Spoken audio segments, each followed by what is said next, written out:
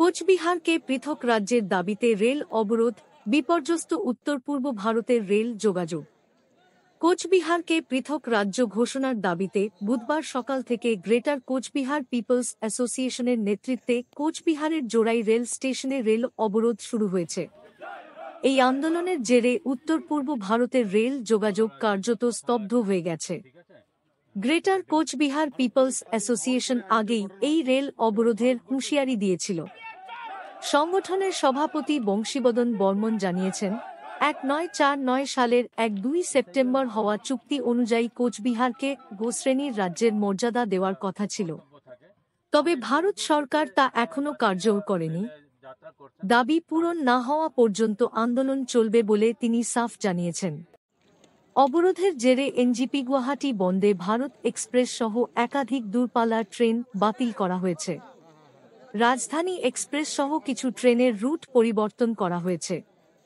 কুয়াশাজনিত সমস্যার কারণে আগেই কিছু ট্রেন বাতিল করা হয়েছিল, যা পরিস্থিতি আরও জটিল করেছে।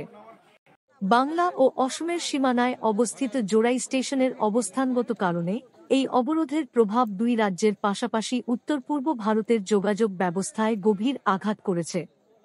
ইতিমধ্যেই ঘটনাস্থলে পৌঁছেছেন রেল ও জেলা প্রশাসনের কর্মকর্তারা। তবে আন্দোলনকারীরা জানিয়েছেন, দাবি পূরণ না হলে তারা অবরোধ প্রত্যাহার করবেন না। পুলিশ আটকানোর চেষ্টা করেছিল, কি বলবেন? পুলিশের কাজ পুলিশ করছে। আমরা গণতান্ত্রিক পদ্ধতিতে কুচবিহারের মানুষ, আমরা আমার আন্দোলন করছি গণতান্ত্রিক পদ্ধতি শান্তিপূর্ণভাবে। পুলিশের তো ডিউটি পুলিশ করবেই। এবার আমরা যেটা দেখলাম যে আমাদের যে ডিমান্ডটা ফুললি লিগ্যাল ডিমান্ড এবং পুলিশের যেটা মানবিকতার পরিচয় দিল, তার জন্য ধন্যবাদ জানাই। আমাদের এই সত্যটা, আমার এই দাবির কথা যাতে ভারত সরকার দ্রুত সমাধান করে, তার জন্য আমরা আশাবাদী যে রেল দপ্তর দ্রুত ব্যবস্থা নিয়ে আমার এই দাবিটা সম্পূর্ণ করার জন্য চেষ্টা করবেন। কতক্ষণ চলবে আপনাদের এই কর্মসূচি?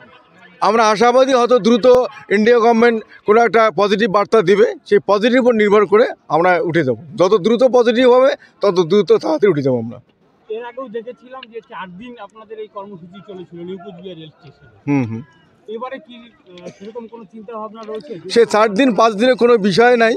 গভর্নমেন্ট যত দ্রুত পজিটিভ পদক্ষেপ নেবে তত দ্রুত আমার উঠার পরিকল্পনা আছে। মানে কোনো বার্তা না এলে আপনারা চালিয়ে যাবেন? হ্যাঁ, বার্তা না চালিয়ে যাবো।